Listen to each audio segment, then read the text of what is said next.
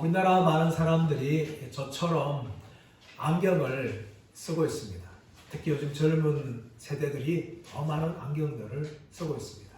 그런데 대부분 사람들은 두 가지의 안경을 쓰고 살아갑니다. 하나는 어떤 안경인가 하면 이 불평이라는 안경입니다. 봄이 오면 아직도 을씨년스럽다고 불평합니다.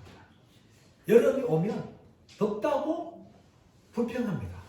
가을이 오면 낙엽이 많이 떨어져서 지저분하고 청소해야 된다고 불평합니다. 겨울이 오면 춥다고 불평합니다. 이렇게 모든 것에 불평하는 이유는 무엇인가 하면 세상을 바라볼 때에 이 불평이라는 안경을 쓰고 바라보기 때문에 모든 것들이 다 불평할 수밖에 없는 겁니다. 그런 안경 쓰는 사람들은 흔히 불평 제조기다 라고 부를 수가 있습니다. 반면에 어떤 사람들은 감사라는 안경을 쓰고 살아요. 봄이 오면 꽃이 펴서 감사, 여름이 오면 나무가 푸르러서 감사, 가을이 오면 먹을 것이 풍성해서 감사, 겨울이 오면 흰눈이 와서 온 세상이 하얗게 되기 때문에 감사. 이 감사라는 안경을 쓰게 되어지면 모든 것이 다 감사하는 것으로 보여집니다. 그래서 이런 사람들은요, 감사 제조기가 되는 겁니다.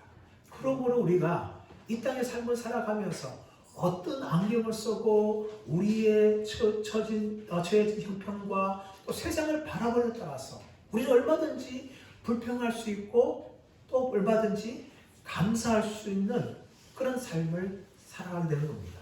저와 여러분은 불평 제조기가 되는 것이 아니라 감사 제조기로서 평생을 감사하면서 살아가는 분들 되시기를 예수의 이름으로 축원합니다.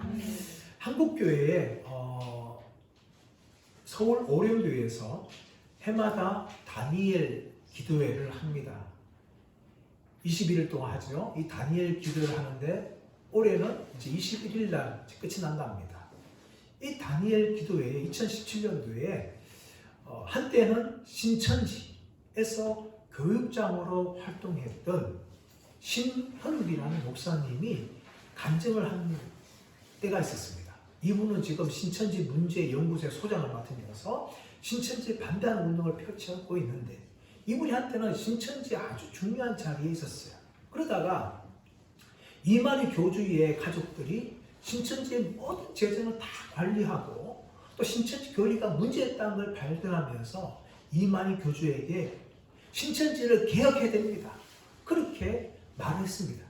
근데 그것이 미움받아서 미움들이 돼가지고 배신자라는 낙인이 찍혔는데 이런 과정 속에서 그가 정말 신천지가 얼마나 문제가 많은지 그렇게 눈을 뜨고 신천지의 잘못된 것을 깨달았다는 겁니다. 그리고 신천지를 나와서 신천지 문제연구소를 소장하면서 활동을 하고 있는데 근데 이분이 무슨 말 하는가 하면 그 간증에서 신천지에게 우리 정통교단이 배워야 될 세 가지가 있다 이야기합니다. 한 가지가 무엇인가 하면 바로 성경 공부를 신천지가 아주 열심히 시킨다는 거예요. 또 한 가지가 무엇인가 하면 이 신천지는 정말 열심히 믿는다는 겁니다. 가짜를 진짜처럼 그렇게 열심히 믿는다는 거예요. 또 한 가지 무엇인가 하면 14만 4천 명을 만들기 위해서 열심히 전도한다는 거예요. 여기에 비해서 우리 정통교단들은 신천지만큼 성경에 대해서 읽거나 성경 공부를 하지 않는다는 겁니다. 더 나아가서 진짜 이 종교를 가짜처럼 믿는다는 거예요. 신천지는 가짜인데도 진짜처럼 그렇게 열정적으로 믿는데 오히려 정통교단은 이 진짜인 기독교를 가짜처럼 그렇게 믿고 있다는 거예요. 또 세 번째는 신천지에 비해서 너무나 전도하지 않는다는 겁니다. 그래서 신천지가 오히려 이 정통교단의 많은 분들을 자기 종교로 신천지로 전도한다는 거예요. 이 전도 대상에 A급 대상자가 있다는 거예요. 교회 내에. 그런 사람이 어떤 신자인가 하면 원불교 신자랍니다. 무슨 교회 안에 원불교 신자가 있느냐? 네? 이 원불교 신자가 뭔가 하면 원망 잘하는 신자, 불평 잘하는 신자, 그리고 교만한 신자, 이런 사람들이 이 신천지의 A급 보수 대상이라는 거예요. 그런 사람을 찌르고 공격하면은 대부분 다 신천지로 그렇게 넘어온다는 겁니다. 사랑하는 여러분, 우리는 어떤 신자입니까? 교회 안에 있으면서 원불교 신자입니까? 원망과 불평과 교만한 신자입니까? 아니면 우리의 입술에서 늘 감사하면서 그렇게 감격하며 신앙생활을 하고 있는 사람들입니까? 저와 여러분 모두가 다 원불교 신자가 아니라 정말 모든 일에 감사하는 그런 분들 되시기를 예수님의 이름으로 축원합니다. 오늘 우리 본문의 말씀을 통하여서 우리는 세 가지의 감사에 대해서 나누기를 원하는데, 오늘 이 첫 번째는 무엇인가 하면 우리가 위기 속에서도 감사하는 사람이 되어야 된다는 것을 오늘 우리 본문을 말하고 있습니다. 16절 가서 보십시오. 16절 보시면 내가 들었으므로 내 창자가 흔들렸고 그 목소리를 말미암아 내 입술이 떨렸도다. 무리가 우리를 치러 올라오는 환난 날을 내가 기다림으로 썩이는 것이 내 뼈에 들어왔으며 내 몸은 내 초소에서 떨리는도다. 여러분, 이 3장을 시작하는데 1절 말씀은 어떻게 됐는가 하면 시가 오노스에 맞춘 선지자 하박국의 기도라. 이 3장은요 선지자 하박국의 기도였는데 어디에 맞추는가 하면 시가 오노시라는 것에 맞추어서 노래한 기도라는 겁니다. 이 시가 오노 히브리어의 어근이 무엇인가 하면 사가라는 단어인데, 이 사가는 흔들리다, 동요하다, 그런 뜻을 가지고 있어요. 다시 말하면 이 하박국이 지금 기도하는데 어떤 마음으로 기도하는가 하면 굉장히 마음이 동요하고 흔들리는 가운데 기도한다는 겁니다. 왜 이렇게 하박국이 하나님께 이렇게 기도할까요? 왜 마음에 평안이 없이 흔들리며 동요하면서 그렇게 안절부절하면서 하나님께 기도할까요? 그리고 하박국은 1장에서 하나님께 이렇게 따집니다. 하나님, 어떻게 이 이스라엘 땅에 이런 죄악들이 가득하고 있습니까? 어떻게 이 땅에 우상 숭배가 가득하며 어떻게 하나님의 백성들이 서로를 향해서 이렇게 나쁜 짓을 일삼으며 연약한 사람들, 가난한 사람들을 괴롭힙니까? 그렇게 하나님께 따지면서 하나님, 이 백성 어떻게 하면 좋겠습니까? 그때 하나님께서 내가 이 백성을 심판하겠다, 그렇게 말씀하십니다. 그런데 심판하는데 무엇을 통해 심판하시는가 하면 이스라엘 백성을 심판하는데 바벨론이라는 무시무시한 나라를 들어서 이스라엘 백성들을 심판하겠다는 겁니다. 그러자 하박국이 따집니다. 하나님, 어떻게 이 이스라엘 백성, 하나님 백성을 심판하시는데 저 이방 나라를 통하여, 무시무시한 이방 나라를 통하여 심판을 하십니까? 안 됩니다. 그렇게 하나님께 호소하는 것이 하박국 1장이에요. 근데 하나님께서는 2장에 와서 하나님 말씀이 더딜지라도 결코 지체하지 아니하리라, 그렇게 하나님 말씀하시면서 반드시 바벨론을 통하여 심판하시겠다라고 말합니다. 그러자 이 하나님 말씀에 하박국이 오직 의인은 믿음으로 말미암아 살리라 하면서 하박국의 심판을 받아들입니다. 그래서 3장에서 들어가면서 하나님, 이 백성을 그래도 심판 중에도 긍휼히 여겨 주옵소서, 그렇게 기도하면서 하나님 속히 이 백성을 다윗의 시대처럼 다시금 부흥하게 해 주옵소서, 그렇게 하박국 선지자가 하나님께 기도를 합니다. 그런데 오늘 기도하면서 이 하박국 선지자가 그래도 바벨론을 통해서 하나님이 이스라엘을 심판한다니까 이 하박국의 마음이 심히 요동하며 떨리며 뼈가 썩는 것 같고 하반신이 아예 힘이 다 빠지는 상태와 같이 그런 불안을 하박국이 가지고 있다고 이야기합니다. 그러면서도 그 가운데서도 하나님의 심판을 잠잠히 기다리는 이런 하박국의 모습이 보여집니다. 여러분, 이런 하박국의 모습은요, 위기 가운데서도 하나님만 바라보는 사람의 모습입니다. 여러분, 우리가 위기 때에 어떻게 반응하냐에 따라서 정말 우리의 믿음이 다 드러나는 거죠. 평상시 때는 우리의 믿음이 어떤 사람이 잘 모릅니다. 다 잘 믿는 것 같아요. 그런데 정말 엄청난 고난이 찾아오고 우리 인생의 위기가 찾아올 때에 우리가 반응할 모습을 보게 되어지면 정말 우리의 믿음의 사람인지 아닌지를 알 수가 있는 거예요.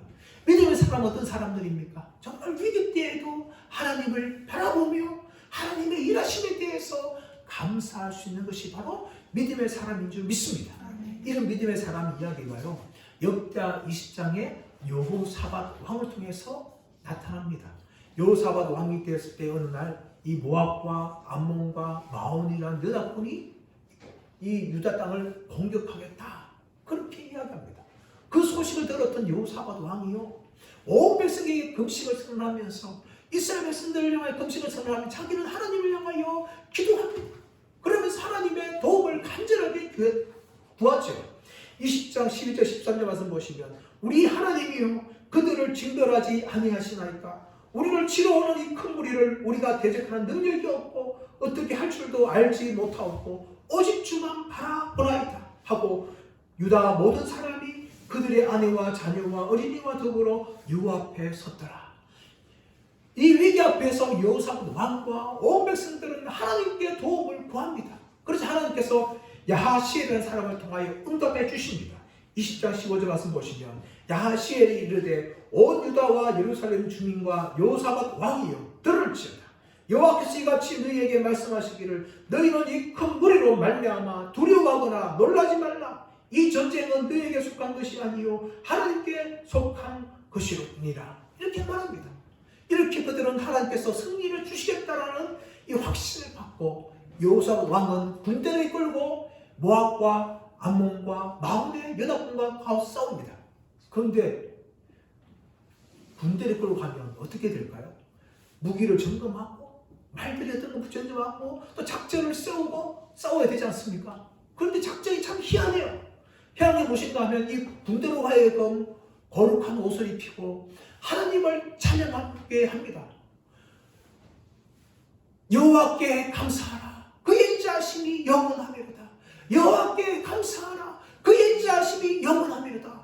이렇게 하나님을 찬양하게 합니다. 그러자 이 찬양이 울려 퍼질 때에 하나님이 놀라운 일을 행하시는데, 하나님께서 이스라엘 백성 대신에 이 모압과 암몬과 마온 연합군을 하나님이 접어주십니다. 그래서 이렇게 이야기합니다. 역대하 20장 22절 23절 말씀 보시면, 그 노래와 찬송이 시작될 때에 여호와께서 복병을 두어 유다를 치러 온 암몬 자손과 모압과 세일산 주민들을 치게 하시므로 그들이 패하였으니 곧 암몬과 모압 자손이 일어나 세일산 주민들을 쳐서 진멸하고 세일 주민들을 멸한 후에는 그들이 서로 쳐 죽였더라. 여호와께 감사하라. 그의 인자하심이 영원하미로다 이야기하니까 이스라엘 백성들이 싸우지 않아도 서로 자기를 향하여 칼로 죽이고 또 서로 죽이는 완전히 멸망하는 일이 일어나서 이스라엘 백성들은 대성을 거두게 되어진다는 겁니다. 사랑하는 여러분, 여러분 평상시에 좋은 일 많이 생길 때 감사하는 것은 불신자들도 할 수 있습니다. 그러나 여러분 정말 위기 때에 믿음의 성도라면 감사해야 될 줄 믿습니다. 왜 그렇습니까? 하나님은요 위기 때에도 우리의 기도를 들으시고 일하시는 분이시기 때문입니다. 그러므로 우리가 위기를 만날 때 원망하고 불평할 것이 아니라 하나님께 감사하면서 이 하나님의 승리를 경험하시는 저와 여러분 되시기를 예수의 이름으로 축원합니다. 두 번째 오늘 본문은 무엇을 말하는가 하면 그럼에도 불구하고 감사하라 라고 이야기합니다. 17절 말씀 우리가 읽어보겠습니다. 3장 17절 시작. 비록 무화과 나무가 무성하지 못하며 포도나무에 열매가 없으며 감람나무에 소출이 없으며 밭에 먹을 것이 없으며 우리의 양이 없으며 외양간에 소가 없을지라도. 여러분 포도나무, 무화과나무, 감람나무는요 이스라엘의 3대 나무예요. 이 나무에 나오는 열매들이요 이스라엘 백성들을 굉장히 기쁘게 하는 겁니다. 그래서 이 포도나무와 감람나무와 무화과나무의 열매는 온 백성들의 이 기쁨과 또 자랑이 되는 거죠. 그럼 더 나아가서 보면 밭에 먹을 것이 없으며 우리의 양이 없으며 외양간에 소가 없을지라도. 때로는 포도나무가 없고 때로는 감람나무가 없고 무화과나무도 살 수 있습니다. 그런데 우리의 양이 없고 밭에 먹을 것이 없고 또 외양간에 소가 없다면 여러분 백성들은 살아갈 수 없는 거예요. 이것은 생존과 관련되어 있는 겁니다. 그런데 하박국 선지자는요 포도나무, 무화과나무, 감람나무가 없을지라도, 밭에 먹을 것이 없고 우리의 양이 없고 외양간에 소가 없을지라도 하나님께 감사하겠다. 그런데 불구하고 감사하겠다 라고 하박국 선지자는 이야기하고 있는 겁니다. 사랑하는 여러분, 진정한 감사는요, 우리가 그럼에도 불구하고 감사할 때 하나님께서 기뻐하시는 감사인 줄 믿습니다. 감사는 세 종류가 있어요. 하나는 만약의 감사. 만약에 하나님 내 사업이 성공하게 하시면 감사하겠습니다. 하나님 내 자녀가 좋은 대학 들어가면 감사하겠습니다. 하나님 내가 건강하게 되어지면 감사하겠습니다. 이런 만약의 감사예요. 두 번째는 그러므로 감사해요. 그러므로 감사. 이것이 무엇인가 하면 내가 사업에 성공했기 때문에 감사. 내가 좋은 대학에 들어갔기 때문에 감사. 내가 병에서 나았기 때문에 그러므로 감사. 이것은 누구나 할 수 있는 거예요. 근데 세 번째 감사는 뭡니까? 그럼에도 불구하고 감사하는 거죠. 비록 내 사업이 시원치 않더라도, 또 내가 대학에 들어가지 못한다 할지라도, 내가 병에서 낫지 못한다 할지라도 감사하는 거예요. 이것이 하나님이 기뻐하시는 감사입니다.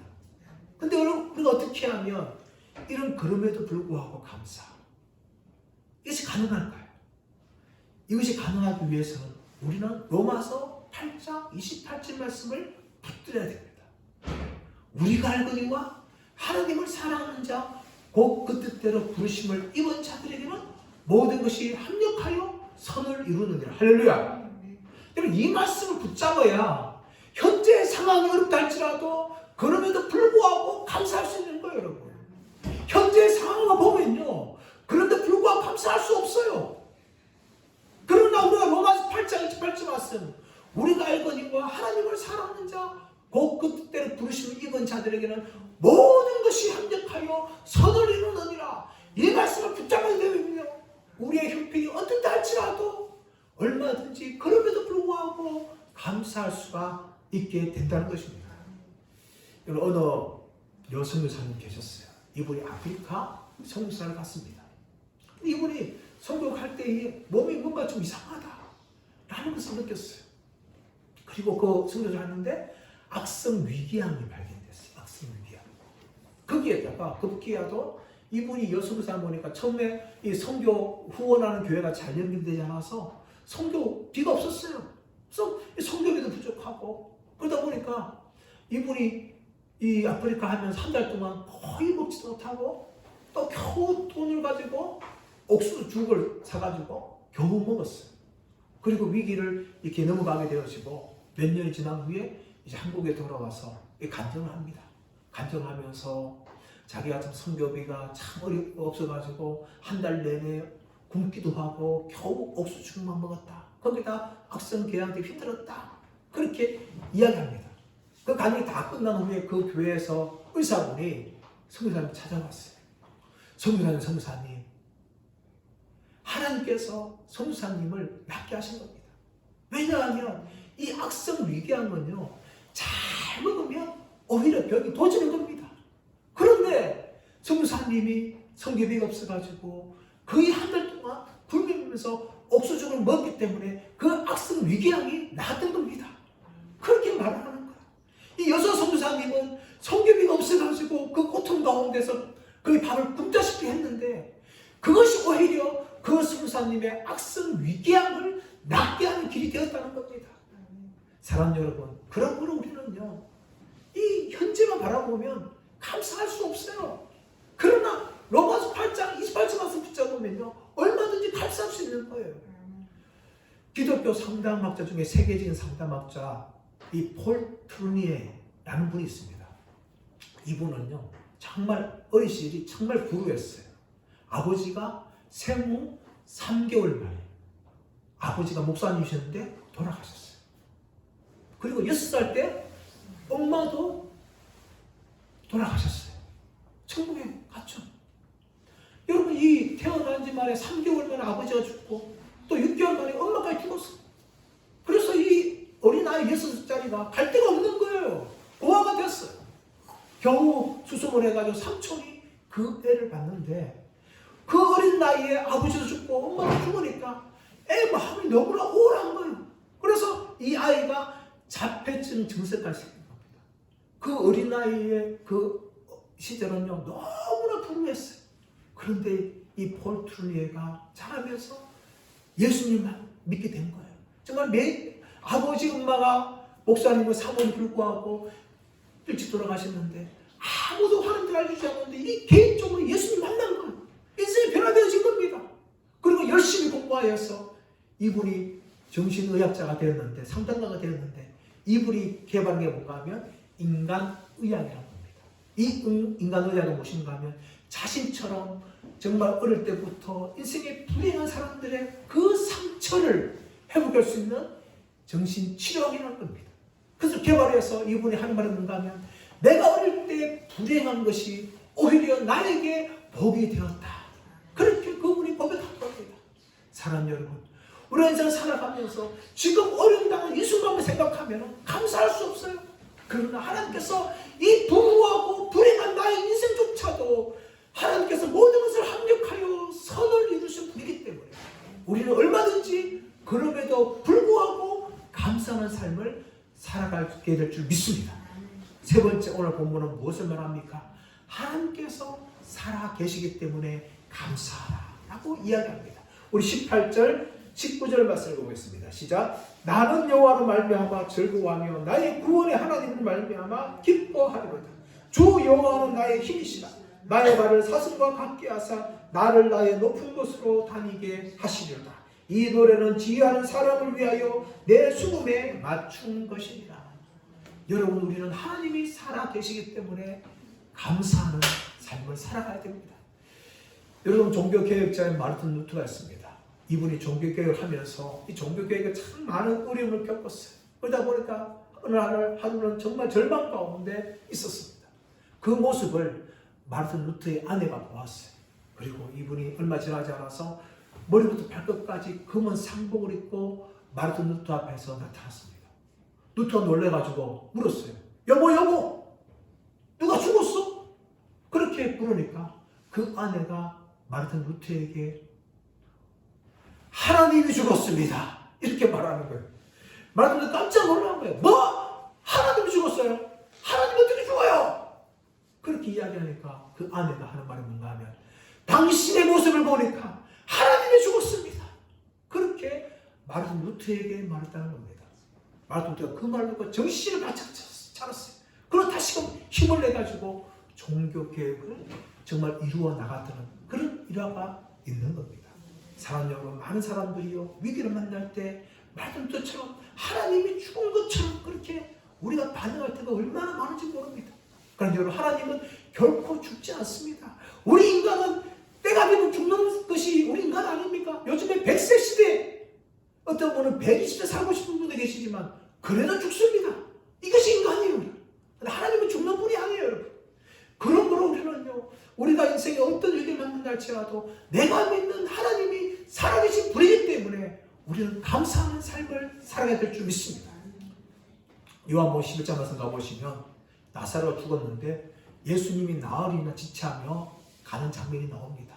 예수님 도착하니까 마리아와 마르다가 예수님 붙들고 웁니다. 예수님, 우리 오라버니가 죽었어요 하면서 울면서 또 예수님이 일찍 오셨다면 우리 오빠가 죽지 않았게 되지 않았을 건데 예수님이 늦게 왔습니다. 이렇게 예수님 원망했어요. 예수님 그 소리를 듣고 무덤에 가자 하면서 예수님께서 나사렛 무덤 앞에서 우셨습니다. 그리고 예수님께서 끝난 것이 아니라 얘들아 돌을 옮겨 놓아라. 그렇게 옮겨 놓으니까 예수님께서 기도합니다. 아버지요, 내 말을 들으신 것을 감사하나이다. 그렇게 예수님께서 감사 기도를 드렸어요.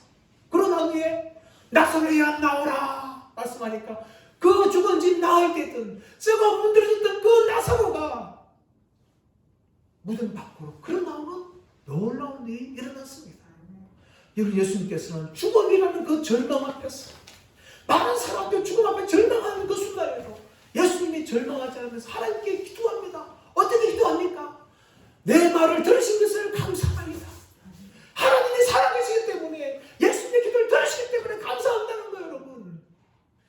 그 살아계신 하나님께서 예수님의 기도를 들으시고 나사로야 나오라 명령할 때 그 죽었던 나사로를 살리셔서 그 나사로가 무덤 밖으로 걸어 나오게 하시다는 것입니다.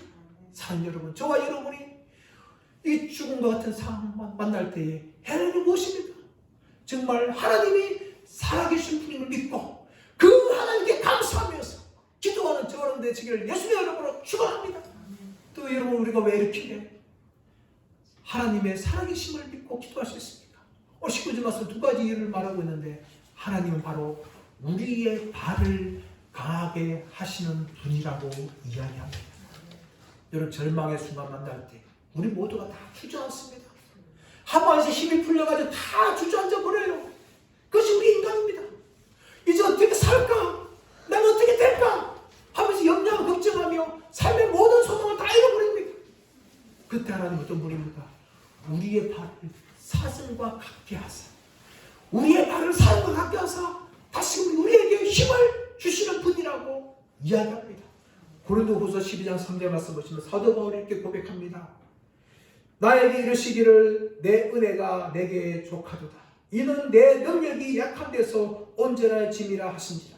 그러므로 도리어 크게 기뻐함으로 나에게로 약한 것에 대하여 자랑하리니 이는 그리스도의 능력이 내게 머물게 하려 함이라. 할렐루야. 사도 바울은 자신이 약할 때 하나님이 나를 강하게 하신 분이라고 이야기합니다. 이런 고백이 저와 여러분의 고백이 되기를 축복합니다. 하나님이 이렇게 발을 강하게 하신 후에 어떻게 하십니까? 우리에게 승리를 주십니다. 오늘 19절 말씀 보시면 나를 나의 높은 곳으로 다니게 하시니로다. 여러분, 발이 튼튼했어요. 튼튼하신 사슴은 어떻게 합니까? 사슴이 산을 타는 거죠. 바위를 타는 겁니다. 높은 곳을 뛰어다니는 것입니다. 마치 이처럼 하나님이 우리를 연약한 무릎을 강하게 하시고 힘을 주심을 통하여 우리를 승리케 하실 줄 믿습니다. 골리앗 앞에선 다윗을 보십시오. 얼마나 연약한 존재였습니까? 그러나 다윗이 만군의 여호와의 이름으로 내가 너에게 나가노라 하면서 물맷돌을 던질 때에 하나님이 그 물맷돌을 사용하셔서 골리앗을 죽게 하셨습니다. 그뿐만 아니라 예수님의 제자들이 대량 무리에 의해서 위협받을 때에 예수님을 의지하고 담대하게 선포할 때에 놀라운 역사들이 일어났습니다. 사랑하는 여러분, 저와 여러분이 그런 도구가 되어야 될 줄 믿습니다. 우리는 우리의 삶의 처한 형편에서 이제는 끝났다, 나는 소망이 없다 라고 말할 수 있지만 그 순간에 우리가 기억할 것은 내가 믿는 하나님은 지금도 살아계신 하나님이라는 사실인 것입니다. 저와 여러분은 그 사실을 믿고 하나님을 의지하며 나가기를 원합니다. 하나님은 우리에게 힘을 주십니다. 더 나아가서 하나님은 우리에게 승리를 주시는 분이십니다. 이런 고백을 언제 매일매일 확인이 되는가 하면 바로 우리가 예배 드릴 때마다 확인해야 되는 것입니다. 이 주일은 어떤 주일입니까? 우리 하나님께서 죽으셨던 예수 그리스도를 3일 만에 부활시킨 날이 주일입니다. 우리는 이 주일을 날마다 경험을 통하여서 정말 전능하신 하나님이 나의 아버지가 되시고 지금도 그 하나님이 나에게 힘주시는 분이시고 막히고 어려운 길을 피할 길 열어주시고 문을 열어주신 분이라는 것을 우리가 믿어야 될 줄 믿습니다. 우리가 어떤 죽음 같은 절망을 만날지라도 하나님께서 나사로를 살리셨듯이 또 우리의 절망적인 상황 속에서 그 모든 것도 다 해결할 수 있는 능력의 분량도 있고 이 감사주의를 지키는 저와 되시기를 예수님의 이름으로 축원합니다. 원망이라는 안경, 불평이라는 안경, 교만이라는 안경을 다 벗어던지시고 감사의 안경을 쓰시고 위기 가운데서 감사, 그럼에도 불구하고 감사, 하나님이 살아계시기 때문에 감사하는 저와 여러분 되시기를 예수님의 이름으로 축원합니다.